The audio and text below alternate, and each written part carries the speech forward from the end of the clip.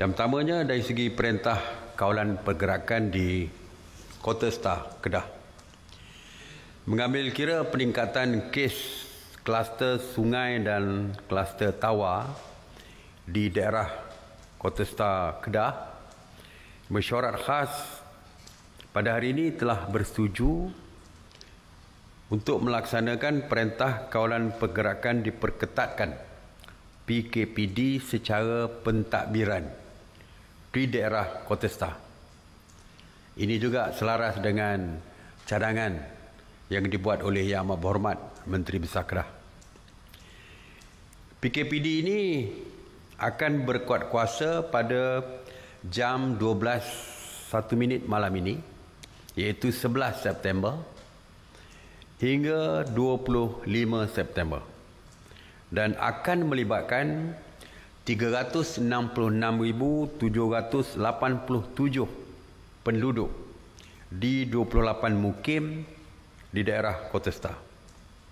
Seperti biasa, seperti PKPD lain, seperti SOP PKPD pentadbiran, keluar masuk daerah adalah dilarang dan PDRM bersama ATM akan melaksanakan sekatan jalan raya dan kawalan di jalan keluar masuk daerah.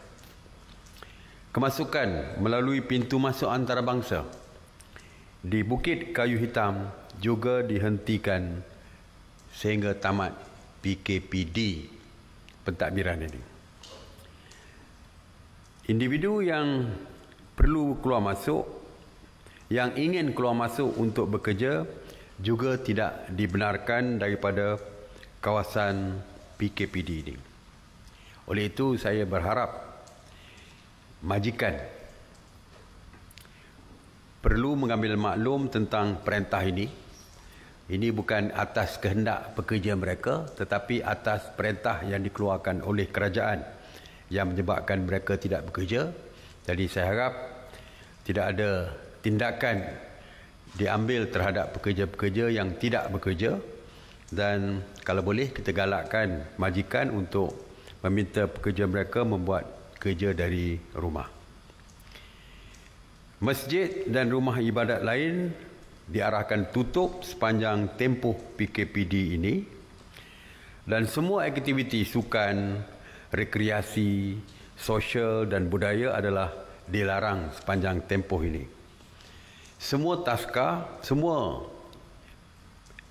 institusi yang berkaitan dengan pendidikan seperti taska, sekolah swasta, termasuk institusi pengajian tinggi, institusi sekolah-sekolah, sekolah rendah, sekolah menengah, pra-universiti dan sebagainya ditutup sepanjang tempoh PKPD secara pentadbiran ini.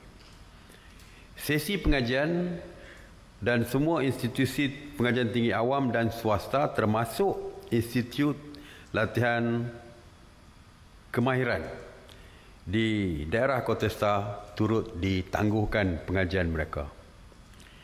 Hanya premis perniagaan yang menyediakan perkhidmatan perlu sahaja dibenarkan beroperasi, seperti premis yang menyediakan perkhidmatan makanan seperti kedai makan, kedai runcit dan warung, stesen minyak, kedai runcit dan farmasi, klinik serta hospital sahaja yang dibenarkan.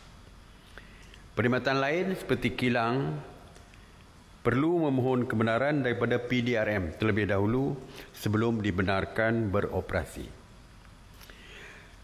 Restoran dan kedai makan walaupun dibenarkan hanya boleh menggunakan kaedah take away saja, iaitu hanya membenarkan makanan berbungkus dan beroperasi dari jam 8 pagi hingga 8 malam. Klinik dan hospital dibenarkan beroperasi 24 jam, manakala waktu operasi farmasi dan kedai menjual ubat-ubatan dibenarkan sehingga pukul 8 malam sahaja. Stesen minyak dan kedai runcit boleh beroperasi dari 8 pagi sehingga 8 malam saja. Kedai runcit maksudnya kedai runcit, kedai serba nika di dalam stesen minyak tersebut. Manakala operasi pasar malam dan pasar tani tidak dibenarkan, hanya pasar-pasar harian saja yang dibenarkan beroperasi dari jam 6 pagi hingga 2 petang saja.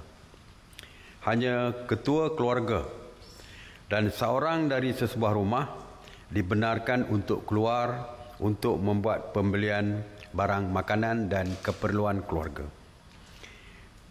Manakala bagi kenderaan yang membawa produk esensial ataupun keperluan dibenarkan untuk keluar masuk.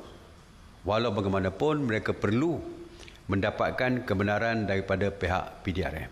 Ya, seperti lori yang membawa ikan, lori yang membawa sayur, beras dan makanan-makanan perlu boleh dibenarkan untuk keluar masuk.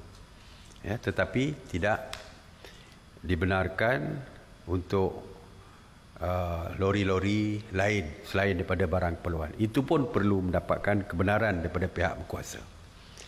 Feri dari Kuala Kedah yang difahamkan termasuk dalam Kota Star ini, daerah Kota Star, tidak dibenarkan beroperasi dan kita menggalakkan supaya mencari alternatif lain seperti melalui jeti di Kuala Perlis dan sebagainya.